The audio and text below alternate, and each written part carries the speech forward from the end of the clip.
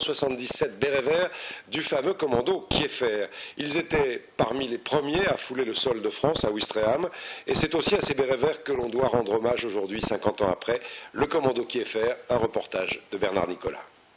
Ô touristes des vacances, l'histoire, girouette au vent, s'en vient jouant et tournant.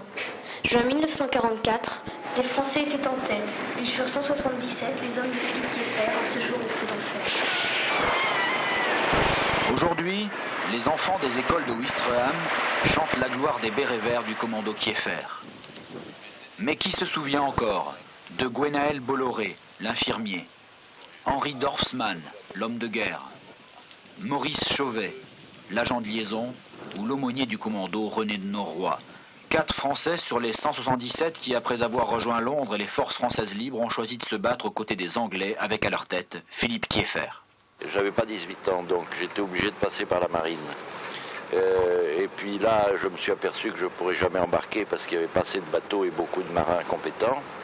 Et c'est pour ça que j'ai saisi ma chance quand il y a une troupe qui est montée à l'entraînement pour devenir commando. Ce sera les commandos. Alors le général de Gaulle a eu un mot amusant qui est bien de lui. Il m'a dit « Eh bien, Norroy, vous êtes artilleurs, eh bien, vous serez marins. » Puisque nous étions des fusiliers marins. Finalement, vous étiez assez peu nombreux, parmi les milliers d'Américains, d'Anglais et autres Canadiens. Qu'est-ce que vous avez envie de répondre aux gens qui vous disent ça? Il n'y avait pas le nom, mais il y avait la qualité.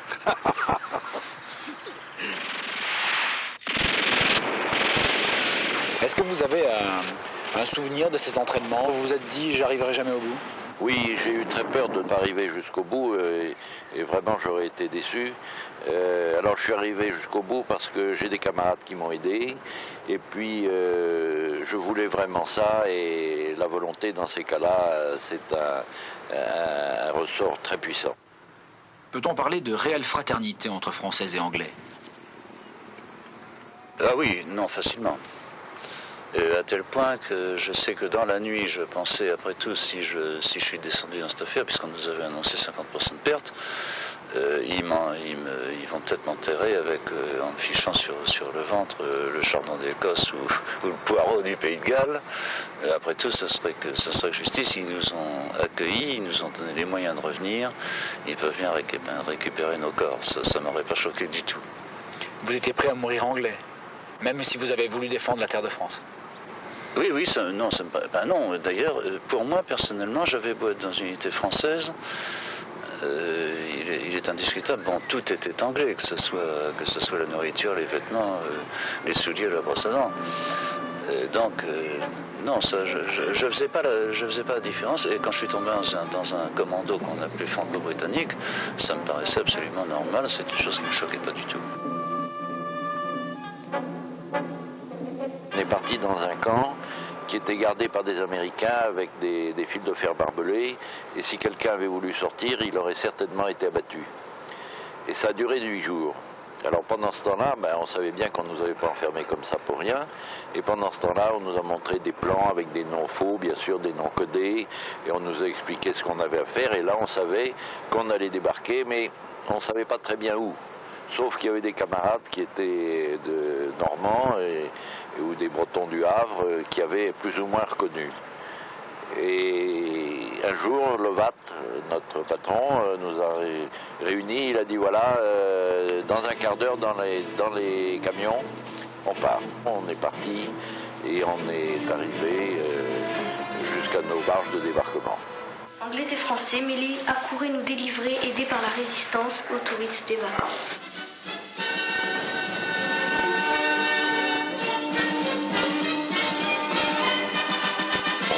La côte d'Angleterre et seulement à ce moment-là, le commandant de notre barge ouvre un pli cacheté et il voit où il faut aller. À ce moment-là, il nous fait rentrer à l'intérieur du bateau pour avoir une liberté de manœuvre totale. Il y avait tellement de barges de tout type. Quand on regardait, on avait l'impression que si on sautait d'un bateau à l'autre, on pourrait passer du compte de l'Angleterre à l'île de Wight sans se mouiller les pieds. C'est pas tout à fait vrai. Sur le bateau, vous avez pensé à la mort? On ne parlait pas de la mort, on n'avait pas peur, on savait où on allait, on l'a voulu. On l'a voulu, et puis pour tous, ces paroles que je répète aussi, c'était vivre ou mourir français. J'ai le droit et le devoir de dire que des gens qui, en effet, avaient été des pauvres diables, n'est-ce pas, perdus dans les rues, sont devenus des gens admirables. Admirables. À pleurer. On est le 6 juin 1944, ici sur la plage de Ouistreham. Il est un peu moins de 7 h du matin. Les marins anglais viennent, ils ouvrent le capot de la cale et ils nous disent c'est l'heure. Et puis bien entendu, il y a un moment où les Allemands nous découvrent aussi et ils commencent bien entendu à tirer.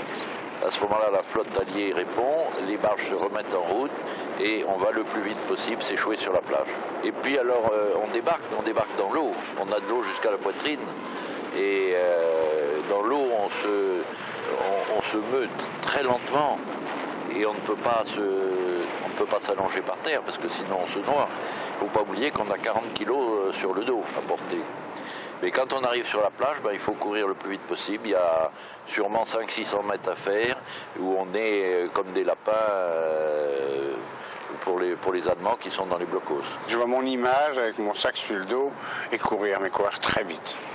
Très vite. Avec 40 kilos sur le dos, je courais plus vite que quand j'avais rien sur le dos à l'exercice. Vous avez le souvenir de copains à vous qui sont tombés dès les premiers mètres? J'ai surtout le souvenir d'un Casalonga.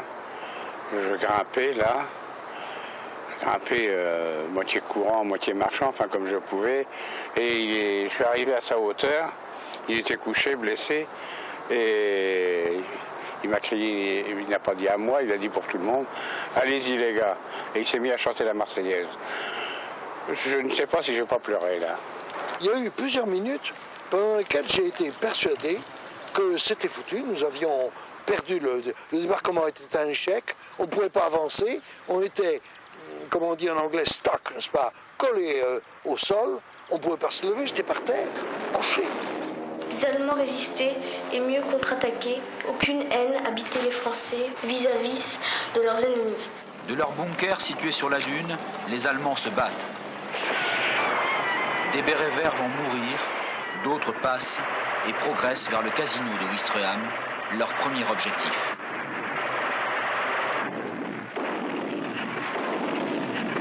On espérait une chance de s'en sortir. D'après ce qu'on nous avait dit, on avait très peu de chance. Et alors on courait. On courait et la peur nous faisait courir. Mais enfin, la peur est quand même un certain courage parce qu'on n'avait rien à regretter, parce qu'on l'a voulu. C'est de là, pratiquement, que la Troupin, enfin les restes de la Troupin, une vingtaine d'hommes, et quand ils sont arrivés pour l'attaque du casino, à ce moment-là, il n'y avait aucun arbre, on voyait directement, et ils ont été tirés à 150 mètres. Alors on a eu là 4 morts, et les Allemands, à ce moment-là, on a vu apparaître des Allemands avec agitant des chiffons blancs, qui ont été réputés prisonniers du casino. Mais en fait, aucun n'est sorti du casino qui n'a pas tiré un coup de feu. Moi, je me rappelle d'un camarade qui était dans un petit pavillon au premier étage et qui a reçu un obus dans l'épaule droite. Et il y avait un trou béant de la clavicule à la taille. Et on voyait le cœur et les poumons battre. C'était absolument insupportable, mais lui n'était pas mort et il me regardait. Alors on dit des choses, mais on dit des choses idiotes dans ces cas-là. C'est une image que vous n'avez jamais oubliée? Jamais. Elle vous a toujours suivi? Oui. Après le 6 juin, ils ont combattu pendant 80 jours et leur itinéraire fut le suivant. Colville, Saint-Aubat-d'Arconay, le pont de Bénouville, puis ils ont longé l'Orne et se sont dirigés vers Offréville.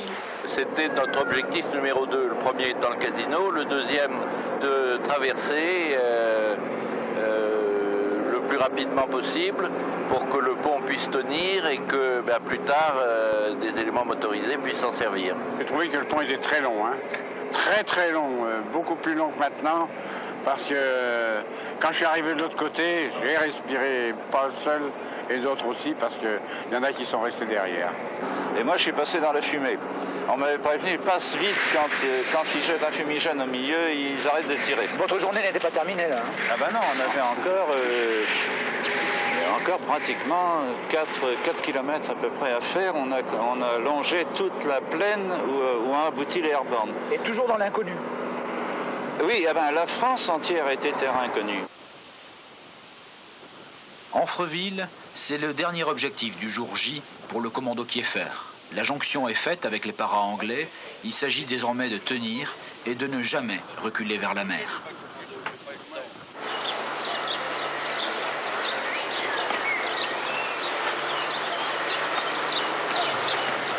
Maurice, depuis 50 ans, ce n'est pas la première fois que vous pénétrez dans ce cimetière comme dans les autres. Bien souvent. Et Il y a toujours la même émotion. oui, évidemment. Enfin, comme dit la prière anglaise, pour eux, ils restent dans nos mémoires que dans toute la gloire de leurs 20 ans. Ça aussi, c'est une façon de perpétuer la mémoire. Oui, on fait toujours un passage sur les tombes des copains. Parce qu'en fait, vous faites partie de la famille. C'est de la famille. Je ne fais pas partie de la famille, c'est de la famille. Je suis peut-être un peu... Un peu vieux jeu en disant ça, mais... Non, mais c'est mon... Comment ça me connaître, c'est mon genre, mais enfin, je dis bien, c'est au moins autant que la famille, si ce n'est plus. Bien sûr, c'est évident de venir, c'est un hommage. C'est peut-être dérisoire, mais comme c'est tout ce qu'on peut faire, on le fait avec tout notre cœur.